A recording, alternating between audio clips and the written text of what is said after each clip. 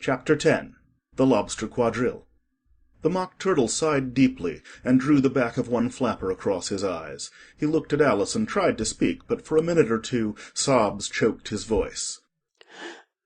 Oh, oh, oh, oh. "Seem as if he had a bone in his throat," said the Gryphon, and it set to work shaking him and punching him in the back. At last the Mock Turtle recovered his voice, and with tears running down his cheeks he went on again. You may not have lived much under the sea, I haven't, said Alice. and perhaps you were never even introduced to a lobster. Alice began to say, I once tasted. but checked herself hastily and said, No, never. So you can have no idea what a delightful thing a lobster quadrille is. No, indeed. said Alice. What sort of a dance is it? "Why, Said the Gryphon. you first form into a line along the seashore." 2 lines. Cried the Mock Turtle. Seals, turtles, salmon, and so on.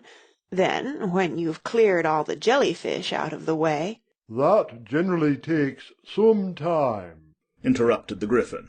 you advance twice. "Each with a lobster as a partner?" Cried the Gryphon. Of course. The Mock Turtle said. Advance twice, set to partners. "Change lobsters and retire in same order." Continued the Gryphon. Then, you know, The Mock Turtle went on. you throw the— "The lobsters!" Shouted the Gryphon with a bound into the air. as far out to sea as you can. "Swim after them!" Screamed the Gryphon. Turn a somersault in the sea. Cried the Mock Turtle, capering wildly about. "Change lobsters again!" Yelled the Gryphon at the top of its voice. Back to land again. And that's all the first figure. Said the Mock Turtle, suddenly dropping his voice, and the 2 creatures, who had been jumping about like mad things all this time, sat down again very sadly and quietly, and looked at Alice. It must be a very pretty dance. Said Alice timidly. Would you like to see a little of it? Said the Mock Turtle. Very much indeed. Said Alice. Come, let's try the first figure. Said the Mock Turtle to the Gryphon. We can do without lobsters, you know. Which shall sing? "Oh, you sing." Said the Gryphon. "I've forgotten the words." So they began solemnly dancing round and round Alice, every now and then treading on her toes when they passed too close, and waving their forepaws to mark the time, while the Mock Turtle sang this, very slowly and sadly. Will you walk a little faster? Said a whiting to a snail. There's a porpoise close behind us, and he's treading on my tail.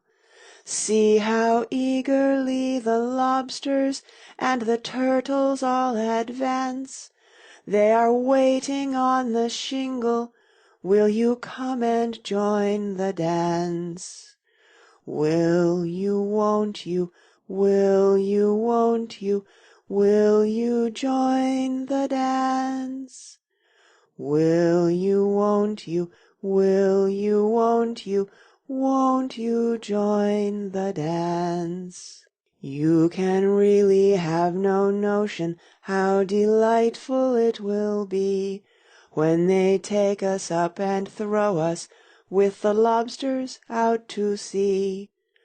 But the snail replied too far, and gave a look askance. Said he thanked the whiting kindly, but he would not join the dance. Would not, could not, would not, could not, would not join the dance. Would not, could not, would not, could not join the dance. What matters it how far we go? His scaly friend replied. There is another shore, you know, upon the other side. The further off from England, the nearer is to France. Then turn not pale, beloved snail, but come and join the dance. Will you, won't you, will you, won't you, Will you join the dance? Will you, won't you, will you, won't you join the dance? Thank you. It's a very interesting dance to watch. said Alice, feeling very glad that it was over at last. And I do so like that curious song about the whiting. Oh, as to the whiting, said the Mock Turtle. you've seen them, of course. Yes, said Alice. I've often seen them at Din. She checked herself hastily. I don't know where Din may be, said the Mock Turtle. but if you've seen them so often, of course you know what they're like. I believe so. Alice replied thoughtfully. They have their tails in their mouths, and they're all over crumbs. You're wrong about the crumbs, said the Mock Turtle.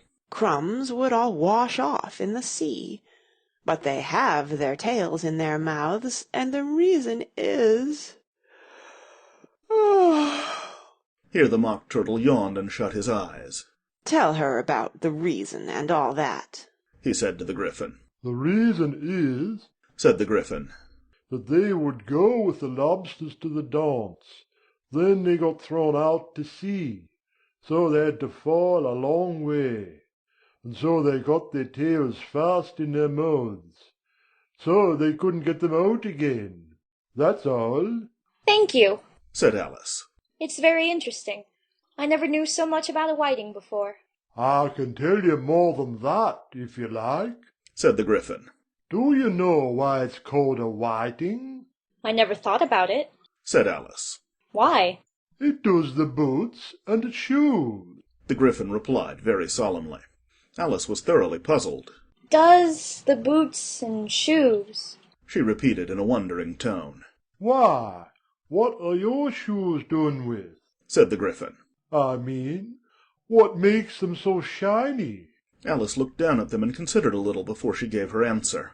They're done with blacking, I believe. Boots and shoes under the sea, The Gryphon went on in a deep voice, are done with a whiting, now you know. And what are they made of?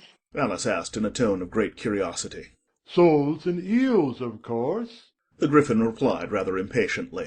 Any shrimp could have told you that. If I'd been the whiting, said Alice, whose thoughts were still running on the song. I'd have said to the porpoise, "Keep back, please. We don't want you with us." They were obliged to have him with them. The Mock Turtle said. No wise fish would go anywhere without a porpoise. Wouldn't it really? said Alice in a tone of great surprise. Of course not. said the Mock Turtle. Why, if a fish came to me and told me he was going a journey, I should say, "With what purpose?" Don't you mean purpose? said Alice. I mean what I say. The Mock Turtle replied in an offended tone, and the Gryphon added, Come, let's hear some of your adventures. I could tell you my adventures, beginning from this morning. said Alice a little timidly.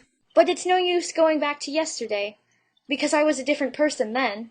Explain all that, said the Mock Turtle. No, no, the adventures first. said the Gryphon in an impatient tone. Explanations take such a dreadful time. So Alice began telling them her adventures from the time when she first saw the White Rabbit.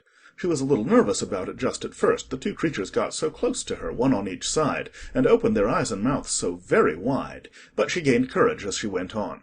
Her listeners were perfectly quiet, till she got to the part about her repeating, "You are old, Father William," to the caterpillar, and the words all coming different, and then the Mock Turtle drew a long breath and said, "That's very curious." It's all about as curious as it can be, said the Gryphon. It all came different. The Mock Turtle repeated thoughtfully. I should like to hear her try and repeat something now. Tell her to begin. He looked at the Gryphon as if he thought it had some kind of authority over Alice. Stand up and repeat. 'Tis the voice of the sluggard, said the Gryphon. Have the creatures order one about, and make one repeat lessons. Thought Alice. I might as well be at school at once. However, she got up and began to repeat it, but her head was so full of the lobster quadrille that she hardly knew what she was saying, and the words came very queer indeed. "'Tis the voice of the lobster," I heard him declare. "You have baked me too brown, I must sugar my hair." As a duck with its eyelids, so he with his nose trims his belt and his buttons, and turns out his toes. When the sands are all dry, he is gay as a lark, and will talk in contemptuous tones of the shark. But, when the tide rises and sharks are around, his voice has a timid and tremulous sound. That's different from what I used to say when I was a child, said the Gryphon. Well, I never heard it before, said the Mock Turtle. but it sounds uncommon nonsense. Alice said nothing. She had sat down with her face in her hands, wondering if anything would ever happen in a natural way again. I should like to have it explained, said the Mock Turtle. She can't explain it. Said the Gryphon hastily. Go on with the next verse. But about his toes. The Mock Turtle persisted. How could he turn them out with his nose, you know? It's the first position in dancing, Alice said, but was dreadfully puzzled by the whole thing, and longed to change the subject. Go on with the next verse. The Gryphon repeated impatiently. It begins, I passed by his garden. Alice did not dare to disobey, though she felt sure it would all come wrong, and she went on in a trembling voice. I passed by his garden, and marked, with one eye, how the owl and the panther were sharing a pie. The panther took pie crust, and gravy, and meat, while the owl had the dish as its share of the treat. When the pie was all finished, the owl, as a boon, was kindly permitted to pocket the spoon, while the panther received knife and fork with a growl, and concluded the banquet. What is the use of repeating all that stuff, The Mock Turtle interrupted, if you don't explain it as you go on? It's by far the most confusing thing I ever heard. Yes, I think you'd better leave off, said the Gryphon, and Alice was only too glad to do so. Shall we try another figure of the lobster quadrille? The Gryphon went on. Or would you like the Mock Turtle to sing you a song? Oh, a song, please, if the Mock Turtle would be so kind. Alice replied so eagerly that the Gryphon said in a rather offended tone, No accounting for taste. Sing her Turtle Soup, will you, old fellow? The Mock Turtle sighed deeply and began in a voice sometimes choked with sobs to sing this.